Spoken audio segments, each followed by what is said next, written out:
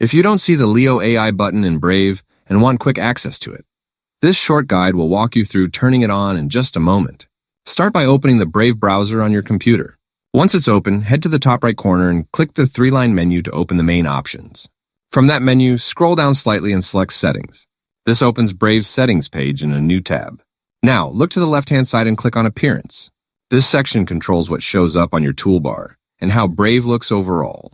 On the right side, scroll down until you reach the Toolbar section. Here, you'll find an option labeled Show Leo AI button. To enable Leo AI, toggle the switch on.